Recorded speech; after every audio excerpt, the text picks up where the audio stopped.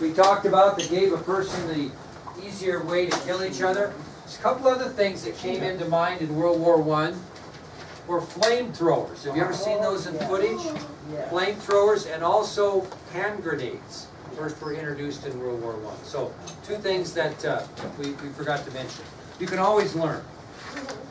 Hand grenades and flamethrowers. Flamethrowers were an interesting thing. If you had that duty, especially in World War II, you had this great big tank on your back of fuel, and you would have these, it kind of looked like a space gun kind of, and it would shoot flames probably from here out the door, and the idea was to burn out the enemy that were hiding. But if, you know, if that got hit by a bullet or something, it just exploded. So it was kind of a dangerous duty. All right, well, we're going to talk about controversy surrounding German submarines in Europe. And I would tell you that the first country in the history of the world to use the submarine was Germany. Okay, Germany perfected the submarine first. And they didn't call them submarines, they called them U-boats.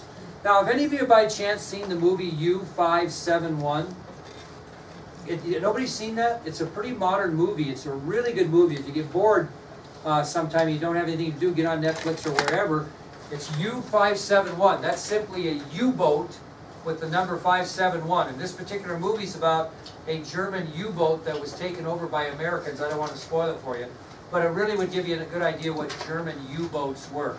And so kind of keep that in mind if you're bored on a Saturday night. Now, what Germany was doing, which was not something anyone was used to, especially the Allies, is they were using their submarines to attack Allied ships. Now, this isn't any different when we talked about freedom of the seas in earlier wars, right? Why was Germany attacking Allied ships on the high seas? Why were they doing that? What was in those ships? Supplies for their enemies, right? So they were taking out these ships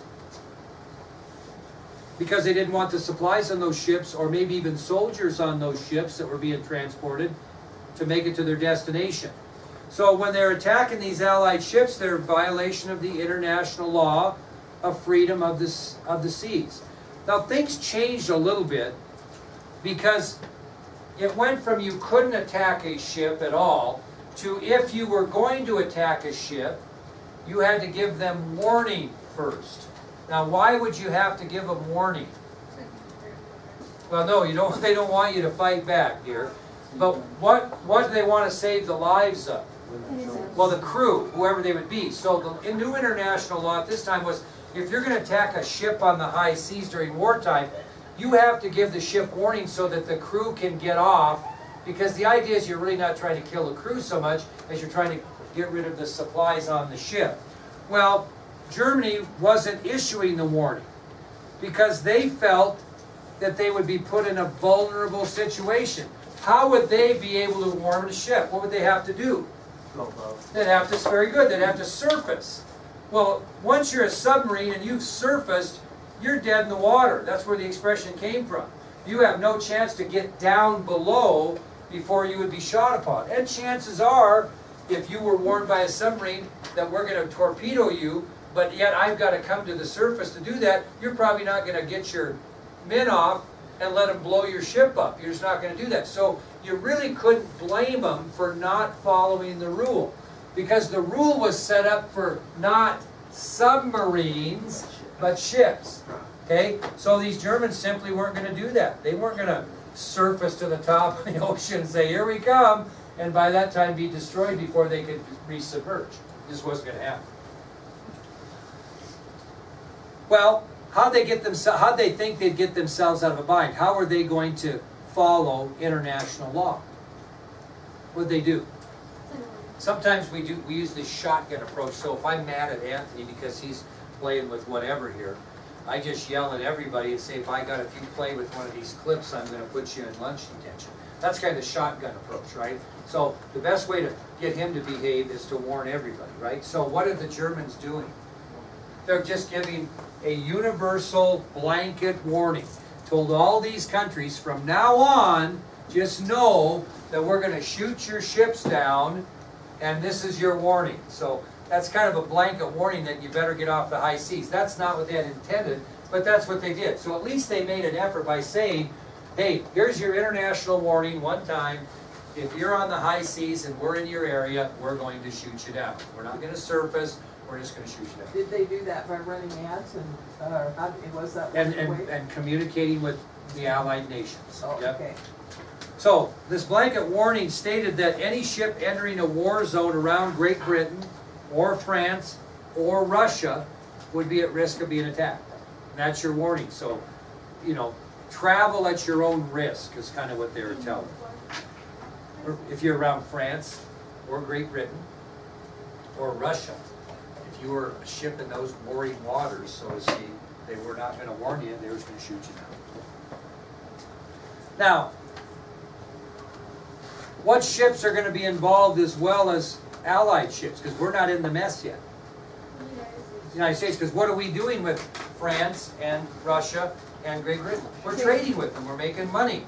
And President Wilson couldn't accept this universal warning by Germany because he knew it would cut off trade between the United States and most importantly, Great Britain. That's who we trade with the most. Well, everything's going to be fine until what? Until American lives are lost. Very good. You know, we're not happy with them, you know, submarining our allies, but we're not in the fight yet. So we'll tolerate it until American lives are lost. And I'm going to give you two such instances in which American lives were lost by German submarines. The first one happened on March 28, 1915. March 28th of 1915.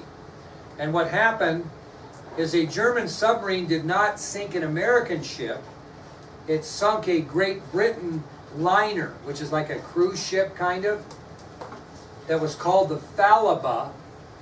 And the reason America became concerned is because one American lost his life in that particular attack. So your first instance in which American lives were lost happened on March 28th of 1915 when a German submarine sank a British liner called the Falaba, which is on your ID sheet, and one American was killed. That raised our eyebrows, but it didn't make us take action so much with one life. Not so much, but we weren't happy. Well, the one that really got our attention happened on May 7th of 1915. And again, a German U-boat sank a British passenger ship called the Lusitania. On May 7th, 1915, a German U-boat sank a British passenger ship called the Lusitania. Just so happened that 124 Americans were killed in that attack. That got our attention. Now, when confronted of why did you sink this, this is a passenger ship. What's supposed to be on a passenger ship? Passengers, right? But how did Germany justify shooting down this passenger ship and killing 124 Americans? Well, close. They probably they're like, oh, we didn't know that from the bottom. Good guess. Actually, they claimed that this passenger ship was carrying contraband. Oh, And contraband would be like weapons or supplies that would aid their enemies. So they were claiming that it contained contraband, and that's why they shot it down. Contraband, if you're interested, is Contra, C-O-N-T-R-A-B-A-N-D. C-O-N-T-R-A-B-A-N-D. Well, they just said that they had intelligence and said it was. There was certainly one side would claim no, the other side would claim yes. And how would you know? Because the thing's at the bottom of the ocean, right? Now, President Wilson really got fired up about this. He was furious, and he warned Germany to halt their attacks or the United States would be forced to respond. Now, what would our response be? To get in war, yeah. Now, Germany was not stupid. They felt they had a tremendous chance to win World War I if the United States stayed out of it. But they thought they would have trouble winning World War I if the United States got in it. So Germany took Wilson's threat seriously, and for the next 2 years they didn't really do much with their submarines. They used them sparingly because they did not want to provoke the United States into entering the war on the side of the Allies. So in the next 2 years, was there a There were very few, if any. They didn't even use submarines that much. If they did, they used them for patrol, but they weren't sinking ships, especially any that might be having Americans on it. Okay? All right, well, that'll take us to a presidential election. Not in the middle, but during this conflict in Europe, the election of 1960.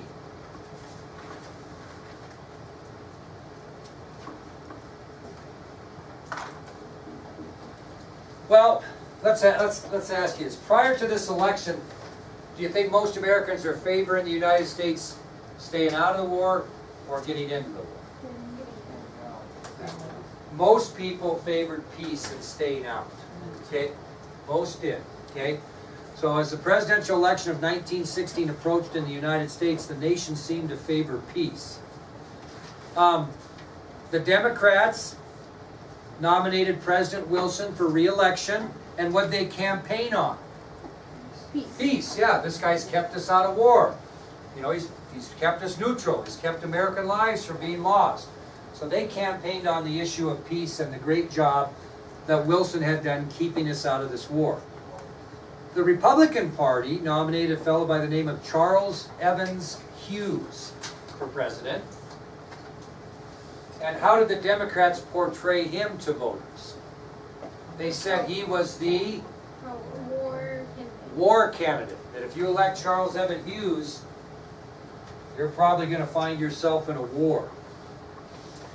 So, the Republicans nominate Charles Evans Hughes for president. The Democratic Party immediately labeled him the war candidate and campaigned that if you elect Hughes president, before long we'll be at war.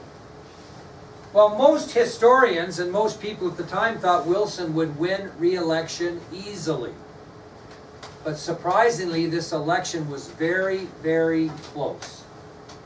Now, if you know anything about a presidential election, you'll get a little more of this in government.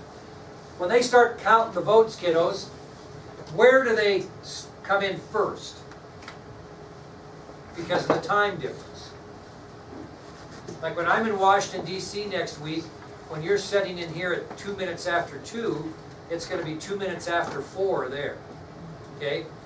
And so when I designate someone today who's got a good cell phone that receives text messages and pictures, would that be you? Okay? So Shayla's going to be my huckleberry, and I'm going to tell the sub to let Shayla have her cell phone out and ready to receive a text message from me, because what I'm going to do is I'm going to take a picture of something in DC, and I'm going to send it back to Shayla, and she's going to tell Mrs. Schroepel the last 5 minutes of class, hey, Mr. Durr sent me a text, here's the picture, and she's going to show it to you, and you're going to try to guess what it is. Something that we have studied this year. That's kind of what we're going to do. And we'll reward you if she texts me back and says, this is this, and that's what it is. I got to keep the point I'm making is I got to keep myself on task, because if I text you at 2 o'clock there, it's noon here. So I got to think about 4 o'clock, etc. So I'll try to do that. So where do the returns come in on election first? In the East, right? Because the polls close at 6 o'clock or 8 o'clock. Well, if they close at 8 o'clock in Massachusetts, it's only 6 o'clock here, and people have 2 more hours of voting, right? So in this particular election, when the returns came in from the East, and what we would call, I guess for voting purposes, the North and Eastern sections, Hughes was winning by a pretty wide margin. Matter of fact, Charles Evans Hughes, who lived in the East, went to bed on election eve believing that he would be the next president of the United States according to the early returns. Okay? What happened, however, is Wilson made a great comeback and received a majority of the vote in the West and the South, and ended up winning re-election. But Charles Evans Hughes actually went to bed election eve thinking he was going to be the next president of the United States, and he didn't quite make it. Early returns showed he would win, but Wilson won the South and the West, had enough electoral votes, and was re-elected. So, what does this victory give Americans? It gives them their desire for peace. Very good. Unfortunately, peace will not last long for the United States after this election. Okay? Do you know how many electoral votes they got? No. Okay, how we doing? Well, let's talk about America then declaring war on Germany and entering the conflict. This is a pretty interesting story.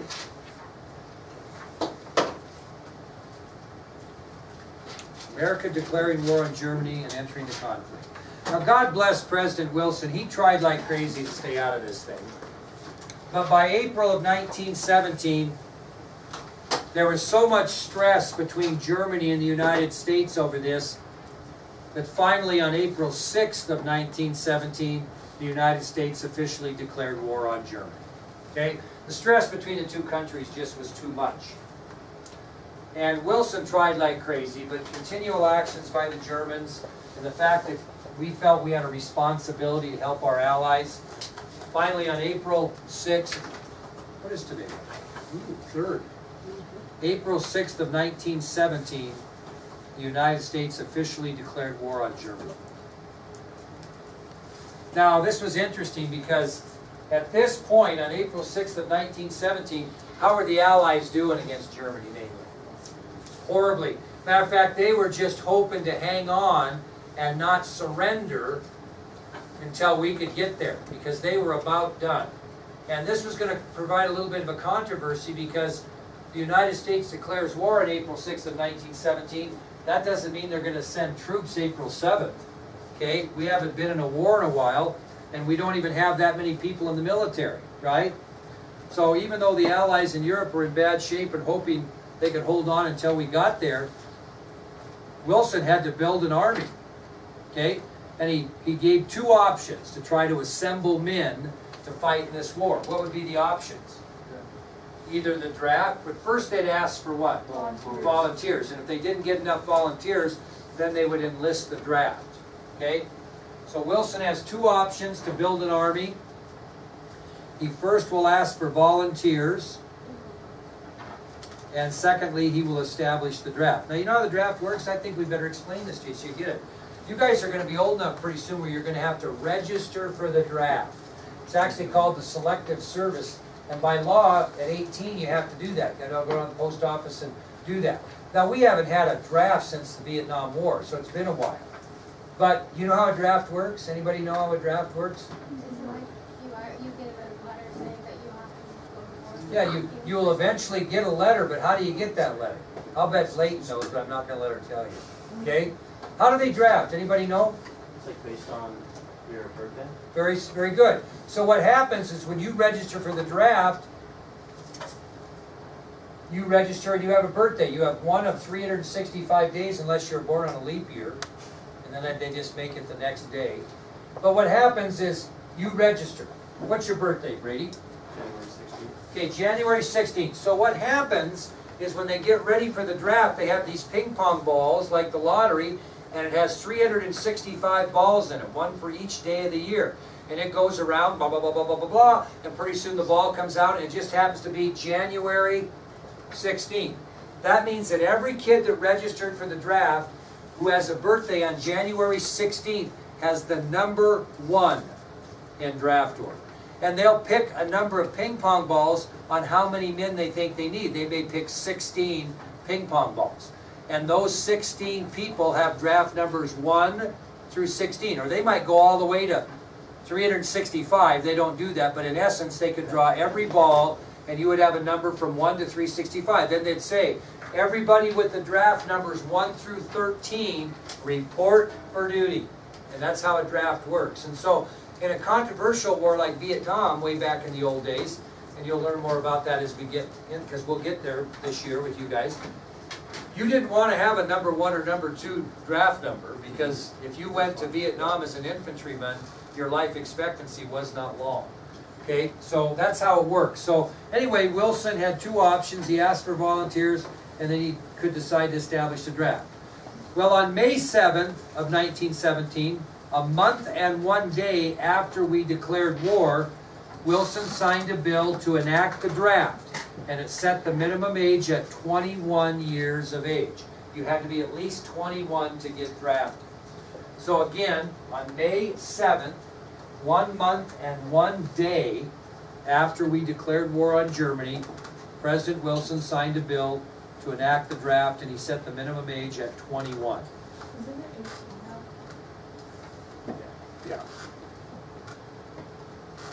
Now, by June 5th of 1917, about a month later, 10 million men had registered for the draft, which meant that they were in line to be called up. They registered. So what they'll do with those 10 million names is they'll figure out what their birthdays are, right? And they'll do the old lottery balls and give you a number.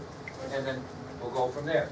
Now, at this point, in May-ish of 1917, Wilson was concerned about getting public support for a war against Germany. Okay? In other words, he had to do some PR work. Because we have German Americans, don't we? In this country? Okay? So he had to do some PR work because he wanted to make sure everybody was fully committed to fighting the Germans. The Germans were the bad guys. And so what he did is he created a committee, it's on your ID sheet, called the Committee on Public Information. And the whole reason he put this Committee on Public Information together was to instill public support for a war against Germany. He wanted to get American morale, everybody on the same page. These dirty, rotten Germans, we got to go defeat them in war. And everybody supporting the United States' efforts. So Wilson creates the Committee on Public Information to help the war effort for the United States. Now, whenever you have a committee, what do you always pick for the committee? Or a chairperson. First, a chairperson. And the person that Wilson chose to lead or chair the Committee on Public Information was George Creel. George Creel. And I'm going to tell you two things that George Creel and the Committee on Public Information did